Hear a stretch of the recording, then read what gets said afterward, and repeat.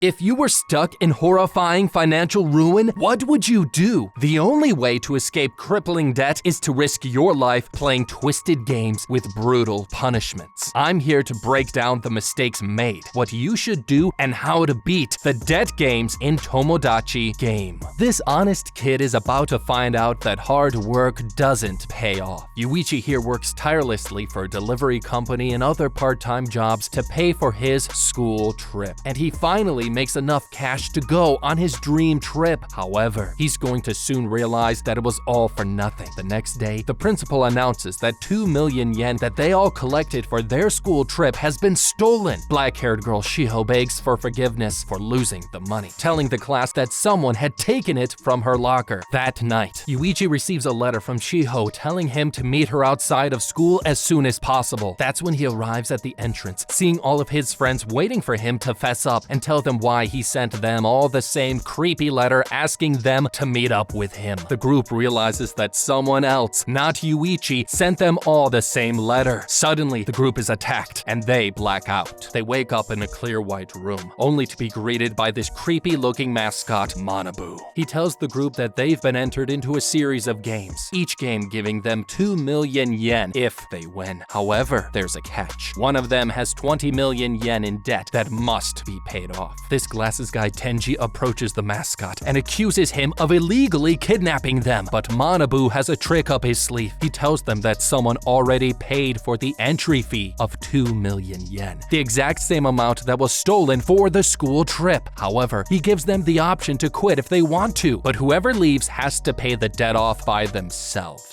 Bloodline, Heroes of Lithis is a visually stunning free-to-play mobile game set in a fantasy world, full of adventure and deadly enemies. Find yourself trustworthy companions, completely customizable, and continue your bloodline. Birth new champions who will create new and powerful abilities that will suit your gameplay style. My favorite is the Kaguk, which are big, strong, and powerful. But what's your favorite? Challenge both AI and players online to battle the forces of darkness and cement your bloodline as the strongest in the world. The game is available on both iOS and Android, meaning anyone can join and go on epic adventures, like the ones our How to Beat Anime heroes have to suffer through on a weekly basis.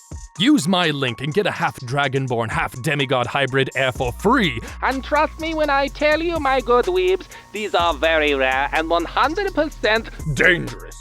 Download and try out the game now for free, and use my link and gift code in the description to get a special starter pack that is worth $20, 100 gold, and 100 diamonds. Use the promo code BLDHOL2 for all the naughty little goodies mentioned. Thank you, Bloodline, Heroes of Lithis, for sponsoring this video, and now, back to the show. Okay, this is clearly one of the most illegal things I have ever witnessed. A group of high school students have just been blackmailed, kidnapped, and told that one of them has 20 million yen in debt. Now, there's a lot of different ways to handle this situation, and I say becoming violent seems like the easiest one. If I were these students, I would beat the ever-living crap out of Manabu here. This serves two purposes. One, we get revenge on him or whoever he works for, and potentially beating him down hard enough that he'll confess who the debt belongs to. However, in reality, that is a terrible idea. What we really need to do is to put on our Sherlock and figure out who has the 20 million yen in debt. The phrase "whoever smelt it dealt it" might be a good idea that we can use to narrow down our list of suspects. And at the top of my list is black-haired girl and this glasses guy, Tenji with his glasses. Dudes with glasses are always the mysterious blokes, but this black-haired girl might just be one of those innocent types that has a mysterious dark side when shit hits the fan. And we already know the deal with this dude. This kid's got some glasses guy energy about him. And according to past animes, the dudes with glasses are usually bona fide perverts, am I right? However, I wouldn't try ganging up on him just yet. I would use some psychological trickery and over time make them spit their dirty little secrets right into our ear holes. Manabu introduces them to a fake classroom and gives them name tags with a number on the other side. Each one shows them the 4 4 million debt they owe, and if they clear the game, they'll be debt-free. However, they're not allowed to show the amount of debt or speak to other people during question time. If they do, the participant will have their fine doubled. Manabu shows them a demonstration of what happens when they all give the same correct answer. They must work together, or else one of them will be given a massive debt to pay. The mascot then gives them their first question. Is the tallest mountain in Japan Mount Fuji? Suddenly, the coin moves to no, and they fail the first round. The second question is given as does 1 + 1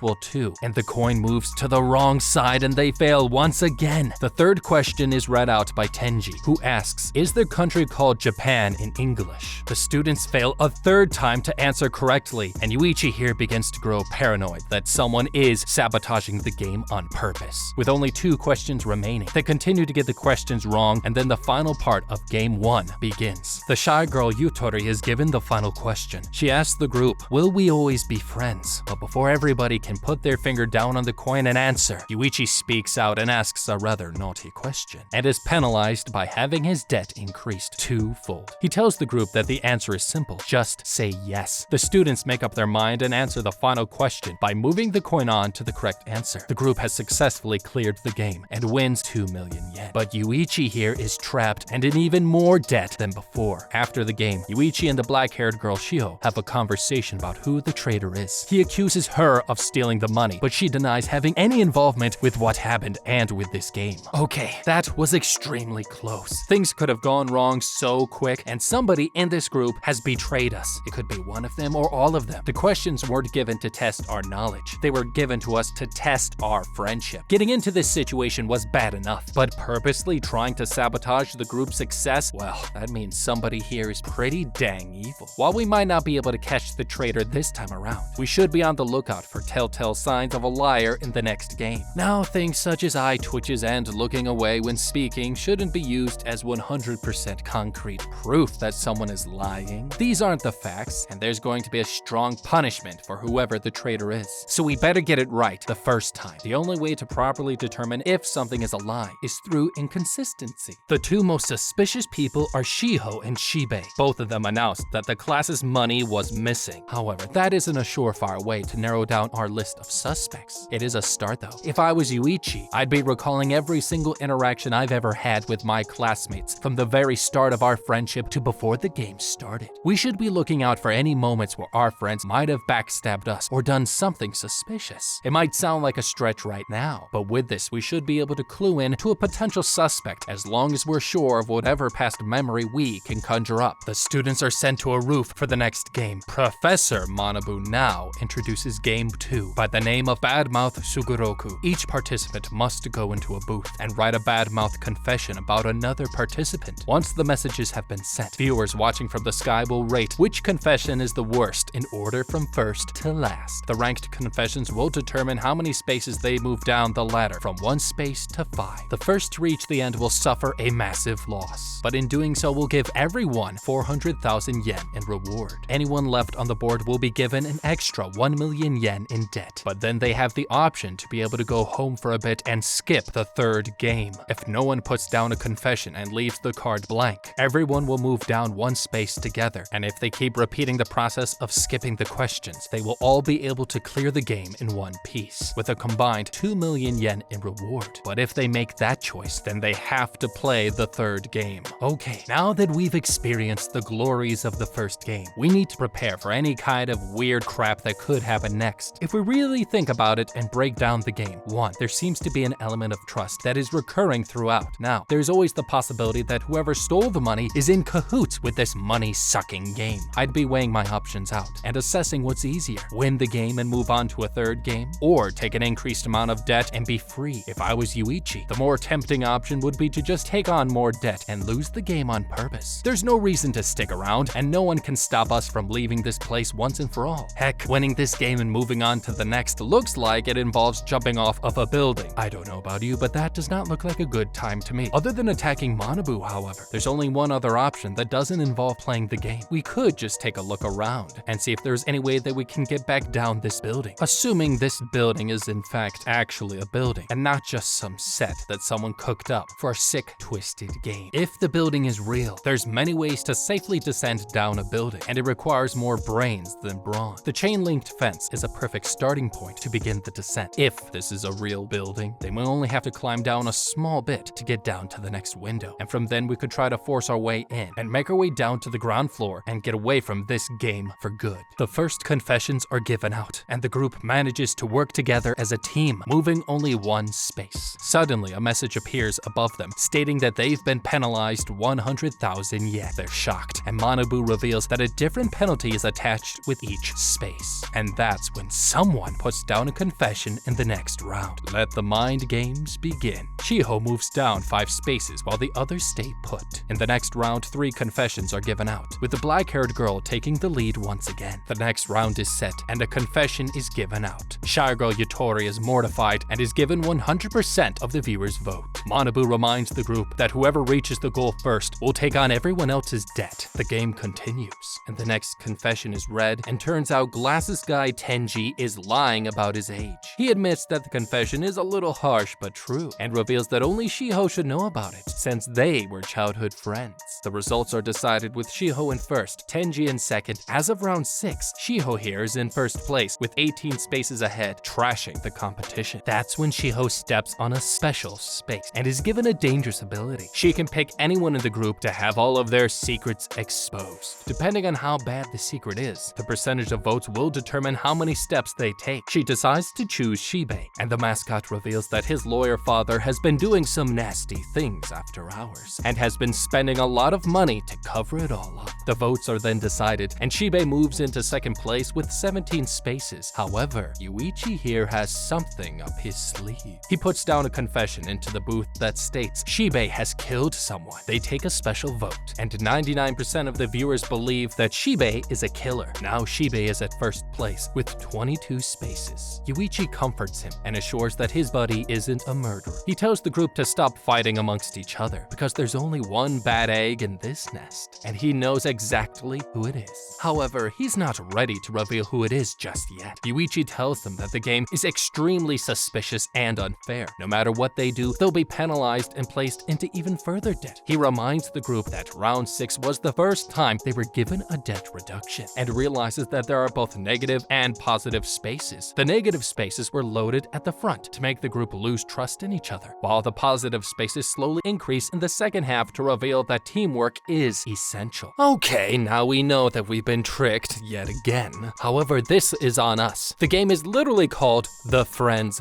Game. Everything here happens for a reason, and this is something to keep in mind if we make it to Game 3. Whoever's controlling this game has stacked the odds against us, and all we need to do is to think carefully about our next step. Now, the hardest part of this game is to trust our teammates. The messages flying above us are there for the sole purpose of making us turn on each other. If I was Yuichi at this point, I'd let the game play out as normal without any more planning. We know that the distrust within the group is at an all-time high, and there's not much you can do to influence a bunch of hormonal teenagers, let's be honest. But who knows? Maybe we can lose the game and ask Shibei's evil lawyer father to put a few strings out and let us off the hook with all of this debt. Shibei's dad is pretty sleazy, but Shibei is our best buddy, right? And that means we could blackmail him with the information we now have, of course. It's been broadcasted on live stream, but we don't know who the hell is watching this shit, or how many viewers this illegal game even has. The next round, Manabu suddenly announces that there were 10 cards in the box. Tenji confronts Yuichi and tells him that his plan was doomed to fail from the start.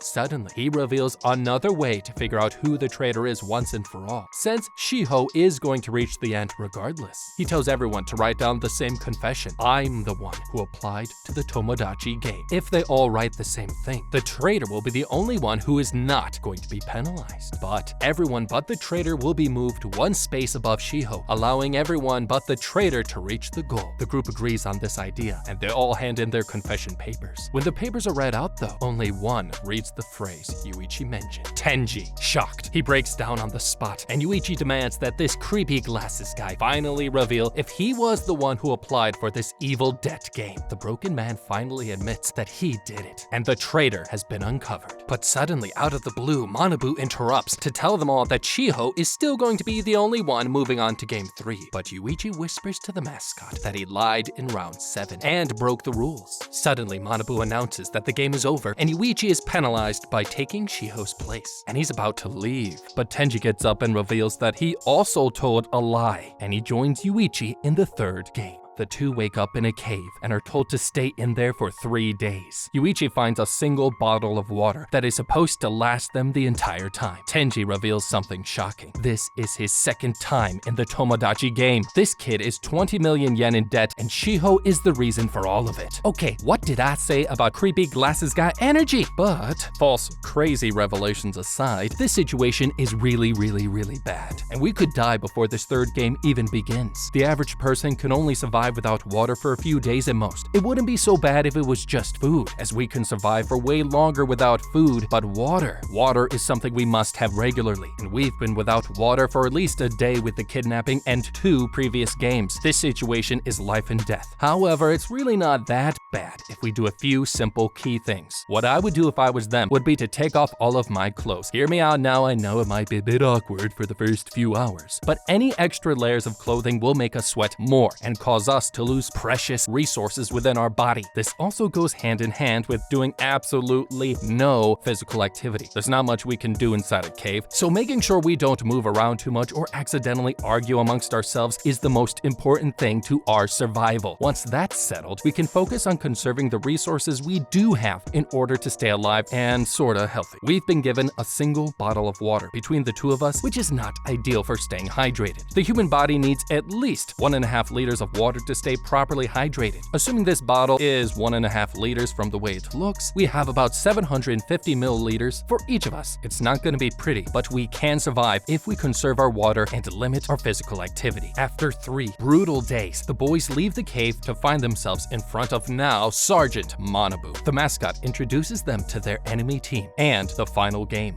friendly hide and seek. Both groups will choose one person to hide in the forest, and the seekers will need to find the hidden enemy. However, the seekers can switch sides if it looks like they're about to lose. Suddenly, Manabu tells the smaller group that one other person in an entirely different team made it also to Game 3, and if they want, they can have this person join their team. Yuichi asks if it's a girl, and Manabu says yes, and Yuichi immediately accepts the offer. That's when this bombshell of a girl, Maria, steps out and introduces herself to the others. Manabu continues with explaining the rules, telling them that violence is prohibited against the other team, and the hider cannot move once they've picked a location. Surveillance cameras are all over the forest to make sure they don't break the rules. They've been given phones that they can use to contact either side if they want, and there's a big stash of food exposed in the middle of the forest for anyone who's brave enough to go and get it, if they're willing to risk getting caught. Last but not least, the hiders are handed a give-up grenade if they decide to call it quits and end the game as the loser. Okay, if I were the boys, I'd be using our new teammate as a complete guinea pig for our operation. Friendly hide and seek is a game of wits, and using the person who's not starving is probably the better bet at winning the game. This is why this slim young thang is the perfect bait. She has no option but to take our advice if she wants to continue playing anyways. While it's not going to sound pretty, we should do our best to convince her that we're morally sound people, just so we can take advantage of her abilities. When we get the chance, by ourselves, we should ask Manabu, is violence against teammates prohibited? And if it isn't, that means we can do whatever we want to this new recruit. If it were me, I would have her appointed as the hider and instantly snatch the give-up grenade from her. We don't know her, we can't trust her, and also this girl, while cute and adorable, isn't really that innocent as she seems. No one in the Tomodachi game has made it here without stepping on a few toes and breaking a few hearts, and she doesn't seem any different. With the give-up grenade in our possession, we can tell her to hide wherever we please and know that the girl couldn't give up if she wanted to. Then, if we had to estimate, that would give us about 3 days to find the other hider before this girl goes crazy or dies from lack of food and water. But her sacrifice will be for our gain, thank you. So it's about as fair as you can get in anime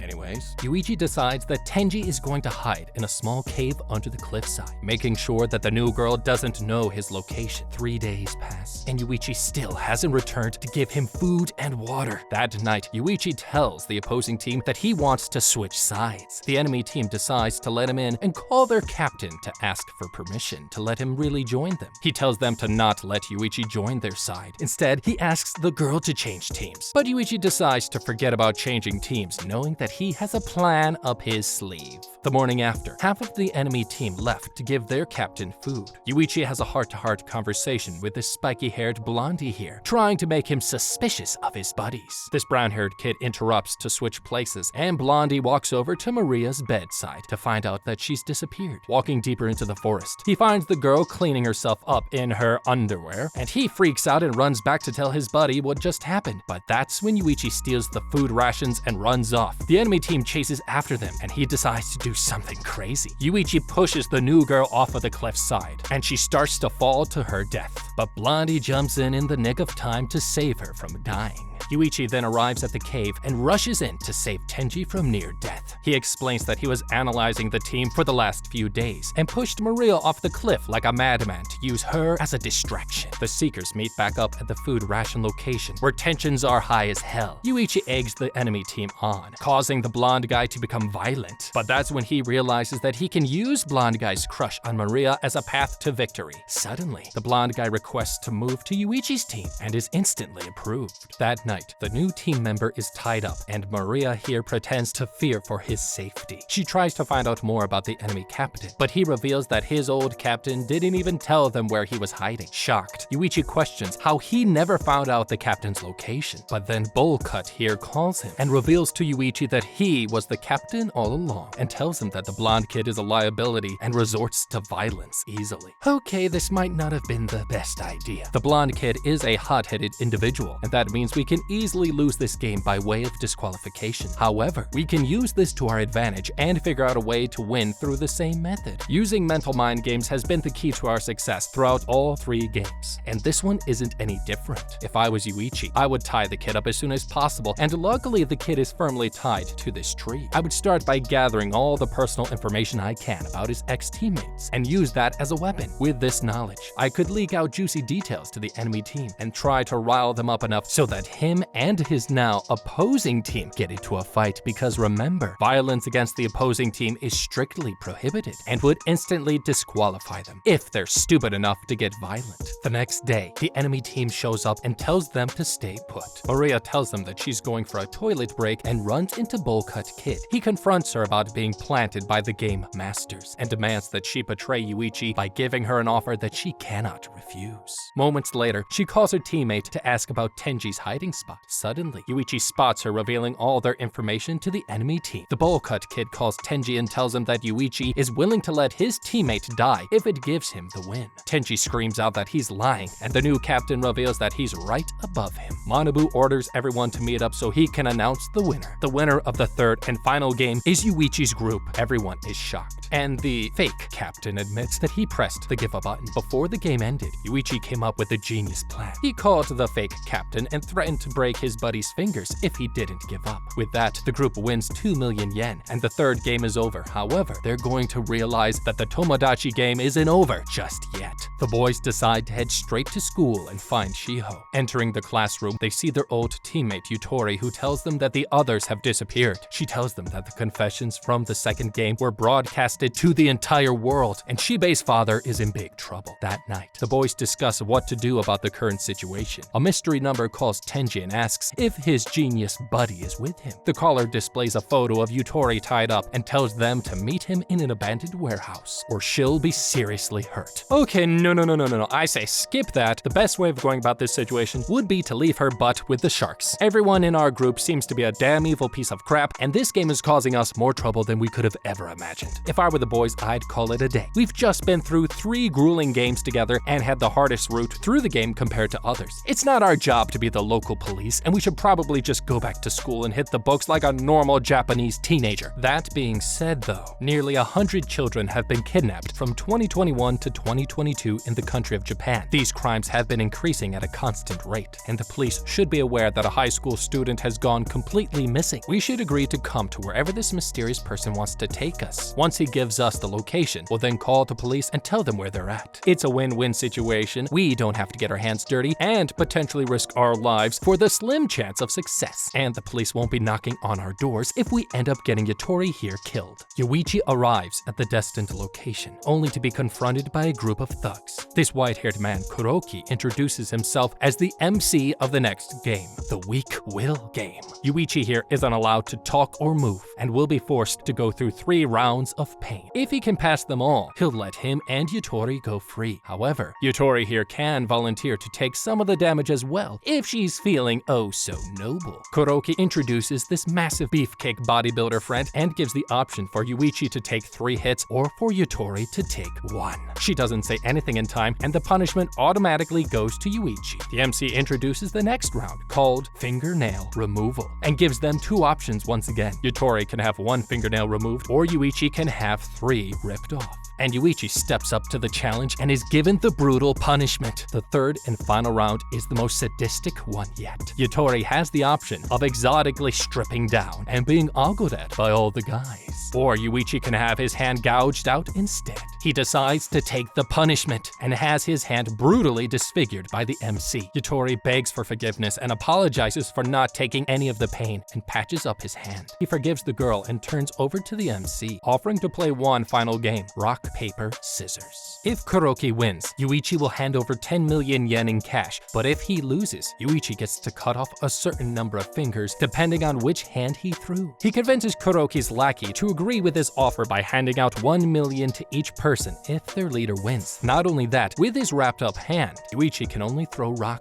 or paper. On the count of 3, they throw down, and the MC realizes he made a big mistake. Yuichi throws scissors with his other hand and wins the game. Okay, that was a total clutch move, and technically means that he wins him the game. We're not exactly dealing with morally sound people here. These guys are thugs through and through, meaning they're ready to do whatever it takes to get at us. They've already kidnapped our friend here, so there's likely no way they won't cross the line when it comes to harming us. However, the key word is us. In a life or death situation, there's only one person I care about, and that's myself. While we might have convinced his lackeys to egg their leader on and play my game, there's no telling what the reaction could be once I win through semi-alleged cheating. Just because it makes sense in a technical way doesn't mean these thugs won't just technically beat my ass for trying to pull a fast one. There's nothing stopping us from leaving this dirty warehouse and our ragtag group of friends behind. We will be living stress-free for the rest of our lives and get out of this shit show with a few little bumps and bruises. Furious, Kuroki tells his thugs to grab the kid and teach him a lesson. That's when the Tomodachi Game management bursts inside and restrains all of the thugs. The managers tell Kuroki that he's in trouble for impersonating Manabu, but Yuichi here isn't done with him yet. He tells the managers to lay off for a second and says that he must collect his prize, and gives Kuroki an option for which fingers he wants to cut off. Suddenly, he passes out on the spot, and the managers take him away for emergency medical aid. They're not gonna let their best product die this easily. The new girl Maria offers the remaining participants a brand new game to save Shibe. However, if they lose, they'll be given 500 million yen in debt. Yuichi wakes up to encourage the others to keep on going. All the while, he chills in the hospital scot-free. And if you don't want Scott to chill out in your hospital, then like, comment, let us know what you liked, and of course didn't like, and don't forget to check out the How to Be playlist down below.